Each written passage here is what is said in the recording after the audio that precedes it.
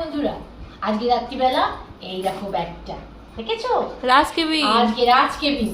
তো চলো আজকে মাটন বিরিয়ানি নিয়ে এসেছি, দিদি এসেছে তো আজ আর রাত্রে রান্না করলাম না, বললাম চল আজকে মটন বিরিয়ানি খাওয়া হবে। এই দেখো সবাই আজকে মটন বিরিয়ানি খাবে। আর ওই দেখো কাকে নিয়ে এসছে দিদি, দেখো ওই দেখো, দেখেছো এটা হচ্ছে দিদির বাড়ির খরগোশ। এই দেখো সব প্যাকেট এই দেখো, এই দেখো আমাদের রাজকেবিন, এটা নৈহাটির রাজকেবিনের মটন বিরিয়ানি। দেখেছো পিসটা, দেখেছো মোটামুটি ভালোই পিস, একটা পিস, ঠিক আছে। এই দেখো শুধু বেরোচ্ছে, দেখতে থাকো ঝোলা থেকে।